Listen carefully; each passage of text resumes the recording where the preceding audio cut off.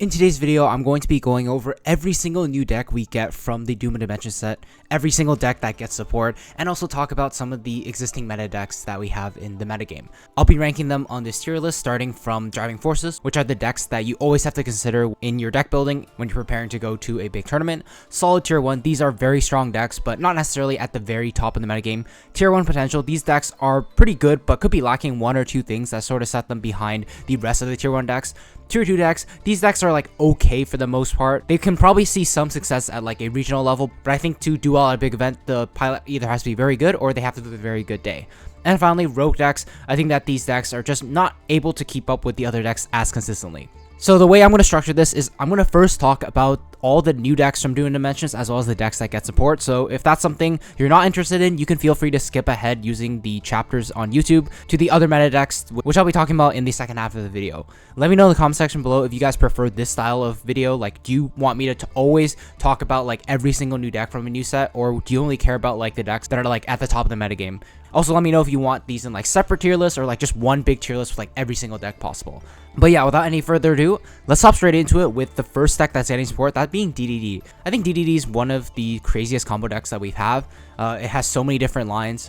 It's with the new cards, it's able to play through hand traps like the Bureau now, which I think was a big problem for the deck before. Even though it is a super scary combo deck, there's still cards like Fulos running around, and it can make it hard for DDD to really shine since everyone should be playing cards like Fulos in their deck. All that being said though, at least at the start of the format when people don't really know what DDD does, I think playing DDD can actually give you a bit of an edge. People have to read your cards for the first time when you play against them, and DDD overall shouldn't have any like terrible matchups in the metagame. Its end board is pretty good into like pretty much every single deck out there. So for all those reasons, I'm probably going to put it at like tier 1 potential. I think this deck is going to take a very skilled pilot to do well with. It's a very complex deck, very hard to pick up, and but has a very high skill ceiling. So if there's an experienced pilot out there with the DDD deck, I think this deck can definitely be really scary, but it's not a deck you should be seeing too often because it's very difficult to pick up and play. The next deck I want to talk about is Doomsy. Doomsy's game plan seems kind of simplistic to me. They try to summon out a guy, have it be equipped with an equip spell, and then rank up into like one of their XYZs to interrupt their opponent on the next turn. So it sort of plays as like a mid-rangey control deck almost, at least the builds that I've seen. This is a deck that I guess can be somewhat flexible. You can try to play cards like Fiendsmith in it, but generally I think the ceiling of this deck is not particularly high. Like I said, it has a pretty simple game plan, but sometimes that's good enough. In Doomsy's case, I don't think it will be good enough, unfortunately. I'm probably going to put these cards in like tier 2. I don't think this deck is like terrible by any means, but I just feel like it just can't really keep up with like some of the other decks in the format. Not to mention you also do have to play like sort of clunky cards like the equip spells in the deck, which just aren't that good. And all that combined kind of just makes you feel like Doomsy isn't that great of a deck overall. Next up is Rose Dragon. So Rose Dragon gets a couple of new cards in this set. One of the new synchros is pretty good. It allows them to tag out into Black Rose Dragon on the opponent's turn, and having a board nuke during either player's turn does seem pretty solid overall. If you guys played back in like 2021 or 2020, you remember how powerful a card like Red Rose Dragon was. Anytime you get to synchro with it, you get to summon a Rose Dragon from the deck, and then you can summon something like Rox Rose Dragon to search like additional extenders to keep playing from there. So I think it's a very cool like spam strategy, but overall, once again, like I don't think this deck is going to really be doing too much. It just doesn't seem to me like the deck that can play super well through hand traps. As far as I know, the end boards that this deck can sort of end on are also not like super great. They can be kind of cool, but I feel like they just won't really be able to keep up with like most of the metagame overall, but not a terrible deck by any means. And then next up is Tri-Brigade, and even though Tri-Brigade realistically only got like one sort of like real support card in this set, in like the Link 2, the Link 2 does so much for the deck that I feel like it actually catapults Tri-Brigade from like irrelevance to worth at least talking about like what the deck is capable of. I think there are a couple different ways to build Tri-Brigade. You can build it, you could mix it with like other like Beast Warrior, Wing Beast engines, and try to spam out links as much as possible, or you can sort of play more of a control or mid-rangey style with the deck. The deck can function on its own without any other engines, but the ceiling of the deck's going to be much lower. Ultimately, even though this new Link 2 is very good for the deck, I think it just falls in a similar boat as like these other decks down here. The next deck we have is RB. When I read the first wave of support, I just really didn't like how the playstyle of this deck. Just try to summon like your link monsters and having like the quote-unquote tool monsters that are like underneath them to give them like bonus effects. I don't really like that kind of gameplay because that kind of feels like to me the deck's kind of going to crumble if they aren't able to get to like a link monster, or if the link monster somehow gets removed, sort of like a protect the towers type deck. And I think especially since the towers in this deck isn't even like a monster that's like difficult to out for the most part, I feel like this deck unfortunately just gonna have to go into like the rogue tier. I do think they have some very nice cards, especially the spell card that's able to cheat out a monster from the extra deck. But unfortunately, I just feel like the overall game plan of this deck is not really good enough by modern standards. This is probably something you can get away with at like the local level, but overall, I don't really think this deck's going to be doing too hot. Next up is Gouki. Gouki did get a few new cards, but in my opinion, they're not really what Gouki needed. But Gouki was good as like a link engine, being able to consistently make warrior bodies to link up into a card like Isolde.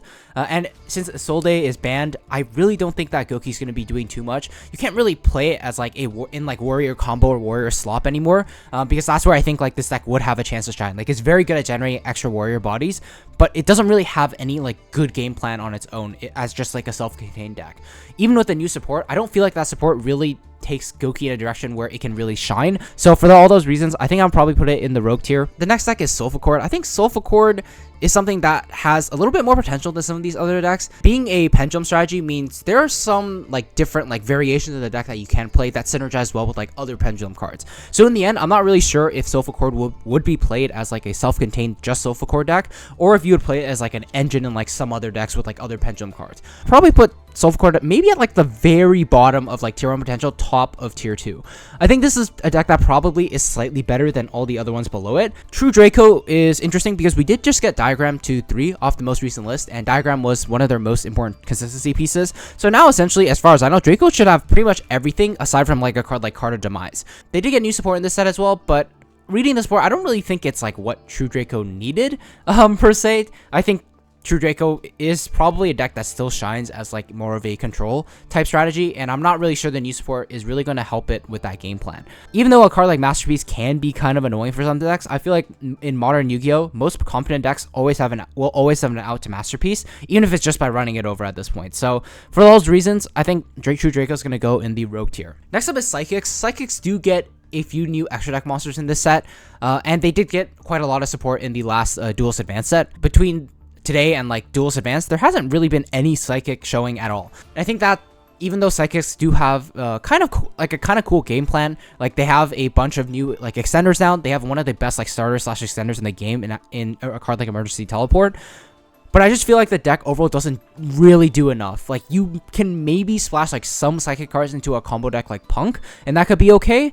But as like a pure like self-contained like Psychic deck, I really don't think this is going to be good enough, and so for that reason, I'll probably put it in the rogue tier as well. Something I don't think that is going to be a rogue, though, is going to be Megalith. Megalith did get a few new cards in the set as well, but even before this, I felt like Megalith was one of those ritual decks that sort of felt like Mitsurugi in the sense that, like, it didn't play like your typical ritual strategy that was very slow, force you to add like a ritual spell and like a ritual monster. Like, the gimmick with this deck is like you get to ritual summon with like the monsters themselves. It sort of takes away like the requirement for having like that many spells in your deck to be able to ritual summon. So I think Megalith is something with a ton of potential. Are also all like rock monsters, so cards like Gallant Granite can synergize pretty well with the deck. I think this is a deck that has some very sleeper potential. It's probably very underexplored because ultimately it's just not as good as like a ritual deck like Mitsurugi. But I think like in terms of like other ritual decks, Megalith is not that far behind Mitsurugi, and so for that reason, I'll probably put it in the tier 1 potential. I think this is something that needs to be explored a little bit more, but overall I think because the cards themselves are good and the game plan of the deck is solid, it should be pretty good in my opinion. Next up is Pure K9, and Pure K9 I think is only really possible as a deck because they got Naroi. Pretty much that like perfect starter that the deck needed, and plus with a card like Jax now in the mix, like there's enough like K9 monsters that I think you are able to build together like a very mid-rangey / control style of deck. So overall I think that Pure K9, its performance in the meta is going to heavily depend on what the other decks in the format are, because in my opinion, since the ceiling of this deck is like generally lower than like other K9 variants, it's really only going to get to shine when it's able to use its like hand traps to the fullest potential. So cards like Azuna needs to be very good into the metagame overall for this deck to do well. So for example, if we have a deck like Yummy that's like dominant in the format, I really don't think a deck like this can do well. But if there are a bunch of decks that are like can be pretty weak to a card like Azuna or a bunch of hand traps, Pure K9 I think is one of those sleeper picks that could be good. So for that reason, I'll probably put it like in tier 1 potential. I think into a very wide format, it could be problematic because Azuna could just be really bad in a lot of these matchups. But in general, I think that Pure K9 as sort of like a mid-ranging control deck could be one of the better ones that we see in this upcoming metagame. Speaking of mid-range / control decks, Radiant Typhoon is also something that I think has some potential. Some of the cards read like pretty good. They have a lot of ways to generate resources, to get back resources from the graveyard. They can even sort of be splashed with like other engines like Runic that have a bunch of quick play spells. So I think there's some potential for experimentation with this deck overall. As a standalone deck with just like Radiant Typhoon cards, it's probably just going to be your tier 2 strategy. I feel like the ceiling of this deck is a little bit too low, and unless the format's like maybe filled with decks with like a ton of spell and trap cards, I think that this deck might struggle a little bit into like the more combo heavy decks that don't have that many spell and trap cards. So cards like MST can't really get that much value in those matchups. And of course, MST is like really important to this deck because that's sort of like the main gimmick. They're able to search and recur MST and have it gain additional effects essentially. But if MST is not good into like the format overall, I don't really think that Radiant Typhoon is going to do too well either. And then for the last deck that got new support, we have Regenesis. I was reading the new Regenesis card. It doesn't seem that good. But even before the new card, I guess Regenesis was still in fine deck. Overall, the deck wasn't like terrible. It was an okay rogue deck that got a few tops, like regional tops here and there. So I think Regenesis is almost like the definition of a tier 2 deck. It's going to do fine at like a regionals, but I feel like it might struggle to do well at a bigger event. Because once again, its ceiling is quite low, but these types of like mid-rangey control decks can do well in certain formats. So I think that Regenesis is something that has like some potential, but probably isn't going to be seeing too much play overall. So that's going to do it for all the new decks. Overall, I don't really think any like decks that come out from Doom and Dimension specifically are going to necessarily like shake up the metagame that much, but they do give the existing decks some very good support. But anyways, moving on to like the older decks that we already had in the metagame. First one is going to be Blue Eyes. I think Blue Eyes is probably something that's like maybe bottom of tier 1 potential. I think this deck has fallen off a little bit just because we are in a metagame where like a top deck like Yummy and a top deck like Dracotail can play fairly well interruptions that like Blue Eyes has. Blue Eyes like plays a bunch of like lower impact hand traps as well, but those aren't necessarily going to be good against like Yummy and Dracotail. And so I feel like this deck's going to go down in popularity a little bit. But all that being said, like it still is a pretty solid like mid-range deck. The cards themselves are still very good, and I think that this is a deck that still could see a bit of success in the metagame right now. And then next up, we have Yummy. I think Yummy is going to be the first deck I'm going to put in the driving forces tier. This is a deck that I think you absolutely have to respect in your deck building, and you should be prepared for when going to a tournament. Even though they did recently get hit on the ban list, it wasn't a very effective hit at all because they immediately get a card like Marshmallow. Marshmallow does so much for this deck. It's able to get them an additional extender to help them play through boards and hand traps. Marshmallow also acts as a way to recur potentially their banished field spell, or more importantly, their like Yummy surprise from the graveyard. So this deck just got one of the best extenders like a deck could ask for.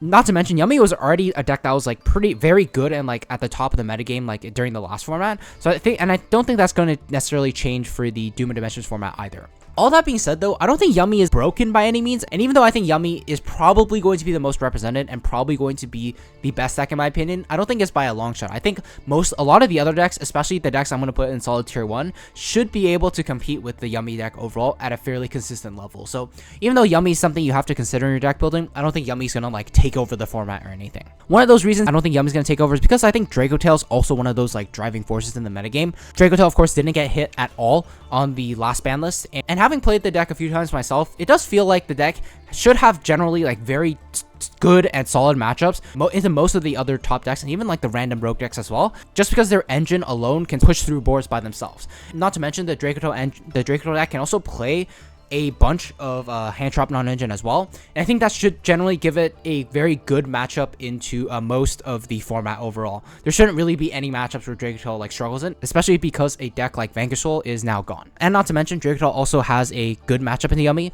Nothing crazy, maybe like 60-40 for Dracotail in my opinion, but if Yummy is one of those other driving forces, I think Dracotail is definitely a deck that could like very quickly rise in popularity.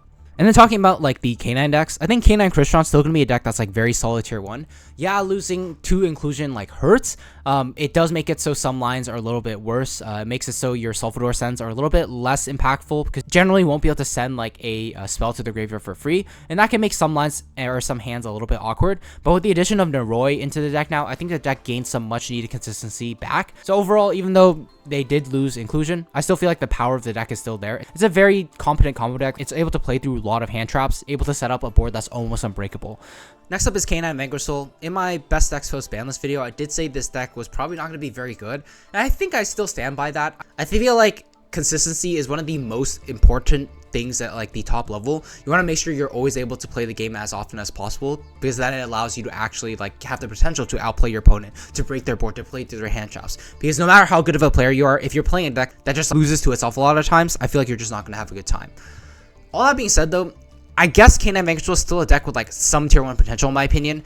There are some possible fixes for the deck. It's definitely not as good as it was originally, but I guess because the cards themselves are still very strong and of very high quality, and with the addition of a card like Noroyan to the deck, I feel like this deck at least has some potential for this upcoming metagame. I think it'll definitely go down in popularity a lot, but it should still at least remain competitive at the top level. It'll just be a little bit less consistent and more volatile than it already was. And then next up we have the Fiendsmith variants. Fiendsmith Mitsu, even though we lost Moon, it is still possible to bridge from the Mitsu engine to the Fiendsmith engine. You can just go for a card like Exciton Knight and still do your Fiendsmith combo that way. But even before, like even with Moon, I don't really think this deck was like anything exceptional by any means. It sort of felt like you were just adding in extra bricks into the Mitsurugi deck for no reason. So I think this deck sort of falls in like the tier 2 category. It's like not a bad deck by any means, but I just feel like there isn't the greatest amount of synergy between these two engines, and it just feels like a mismatch of two engines that don't really conflict with each other, but don't necessarily have any synergy with each other either. That's a similar case with Fiendsmith Orcust in my opinion, and it actually hurts Fiendsmith Orcust way more because they actually don't have access to Moon anymore. Forget the Fiendsmith part, just talking about pure Orcust as a deck, I think this is a deck that's like tier 2. It's an overall fine deck, nothing terrible, especially with Maliss departing like the top tier of the format. People should be playing Lancia a lot less now, so I think Orcust has a little bit more of a chance to shine. I think it's pretty definitively like a solid tier 2 deck. I think the problem with this deck is still sometimes you can have that like too many normal summon syndrome, and its hand can feel a little bit clunky sometimes with like all the bricks that it does need to play. So I think that overall it's probably going to be fine, but nothing too crazy. And then for the last Fiendsmith deck, we have Fiendsmith Ryzeal. I think this deck is also still probably going to be tier 2, especially now with X down to 1 as well. Like the Ryzeal engine becomes even less consistent than it was before. Before this, you weren't able to bridge that consistently from like Ryzeal to Fiendsmith because you had to specifically open a card that didn't lock you into rank 4s.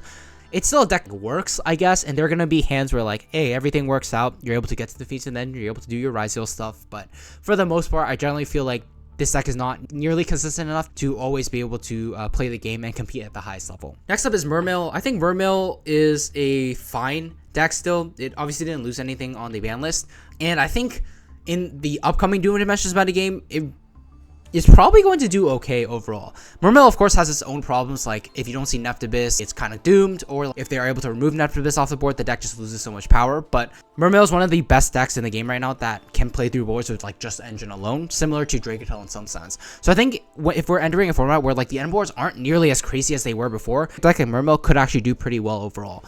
I think I'm going to put it at like the very bottom of tier 1 potential. I personally do believe in this deck quite a bit because I think these like engine heavy decks that are able to consistently play the game and play through boards with just engine should have a pretty good time in this upcoming format. So I feel like Mermail's maybe a sleeper pick for the upcoming format that we have.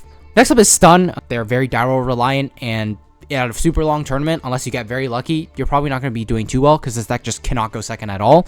I'm probably going to put it in like tier 2, I guess, because Floodgates are still very good and can completely auto win games on its own.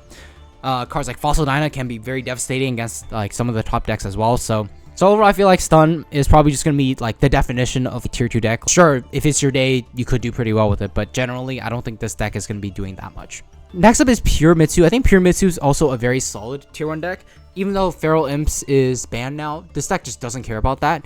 It's still able to generate so many resources with like just the Mitsurugi cards alone. And even though its end board doesn't seem like super impressive, I think playing more like low to the ground, like generate a bunch of follow-up resources, like those types of decks are going to be doing pretty well in this upcoming metagame because once again, outside of a deck like maybe like Canine Crystron or DDD, none of the top decks like really end on like a super crazy or like unbreakable board. So I think Pure Mitsu could potentially shine in this format, especially because our card like Murakumo was so good going second as well. It should be very good into like the Yummy deck, for example. The fact that it has a good Yummy matchup in addition to like all the other strengths, I think just makes it so it's going to be a very solid tier 1 deck that I think you should respect. Next up is Gem Knight.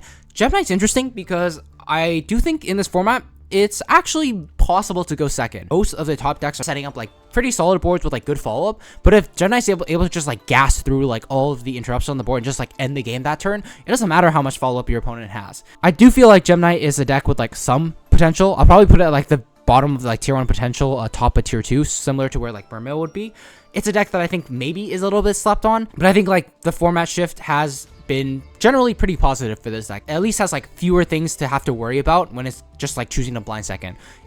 Its breakers should be pretty impactful against like most of the top decks as well. I feel like Gem Knight's one of those decks that could potentially see some success in this upcoming format. I think Sky Striker falls in a similar boat, but instead of like trying to end the game like Gem Knight, Striker has a much better grind game and actually has like the ability to do something meaningful when going first. I think it really depends on how the format fares overall for this deck.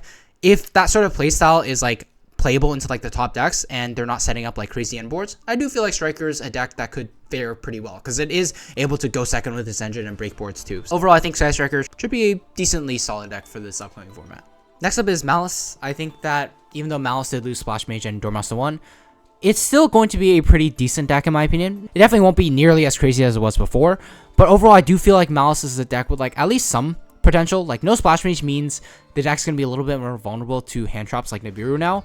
I still feel like the Maliss end boards that I can make are still going to be very good. It of course is losing some consistency as well. Doremaster on 1 does hurt. Taking away Splash Mage means a card like Underground isn't a very good like 1-card combo anymore. So I think it does take Maliss down a notch a little bit. I'll probably put Maliss at like near the top of like tier 1 potential. I think this is a deck that definitely could still do well in the format, but it probably will take a little bit of a backseat to the other deck. I guess one good thing Maliss has going for it is like people might be shying away from like Lancia and their side deck now because there just aren't any super crazy decks that are going to be banishing a bunch of cards. So if cards like Lancia start leaving people's side decks, I think that Maliss might have his chance to shine again.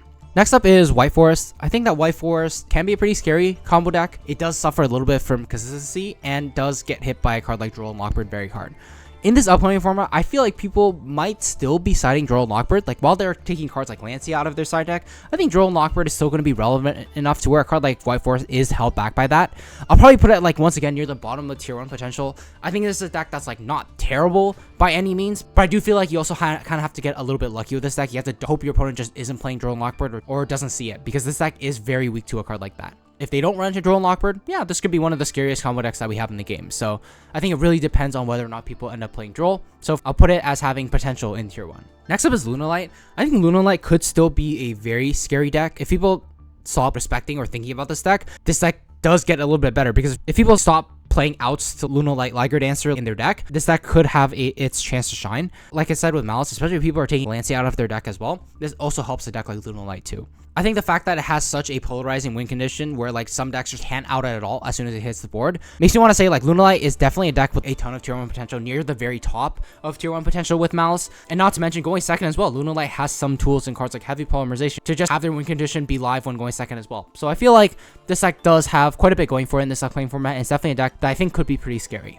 On a similar note, I think Onomat Ryzeal is also something that could be kind of scary as well. And this is a deck that actually did get a piece of support in the Doom and Dimension set. It got a new like extender that sort of counts as like every single one of the go do like Zubaba Gagaga names. This is a very scary deck if it's able to go first. It's able to do things like Ouroboros hand loop. It's still able to set up very scary rank 4 end boards and just play through like low impact hand traps super well. I think, however, with the prevalence of a card like Fulos and Droll and Lockbird still potentially being around, I can't really put this deck in like solid tier 1. I'll probably put it in like near the middle of tier 1 potential. I think this deck is probably still going to be fine. It did lose X Ryzeal, but I think gaining that extra Onomat extender is actually something that does bolster this deck quite a bit. So I think this is also one of those like sleeper picks for this upcoming format.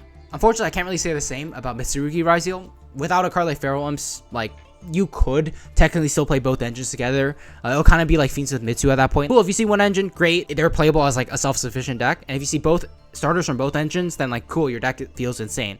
But if you aren't able to bridge the two engines consistently, I don't really think a deck like that's going to be consistently good. I guess to Mitsurugi Ryzeal's credit, they are still able to bridge from the Mitsurugi side to the Ryzeal side, because there is a rank 8 that's able to search 7 Tachyon. But I think that losing Feral Imps does actually hurt this deck quite a bit, and I think unfortunately it drops to like the tier 2 category. It falls in a similar boat as Fiendsmith Ryzeal in my opinion. It's probably gonna be fine for the most part, and like both decks are technically playable on their own, but I do feel like it is quite a significant hit to lose that bridge between the Ryzeal and the Mitsu engines. And then finally we have a deck like Memento. I think Memento is pretty decently positioned in this upcoming format. It'll probably be a very solid deck with like some tier 1 potential in my opinion. I think it's like a tad below like the solid tier 1 decks, because this deck does still have some inherent flaws.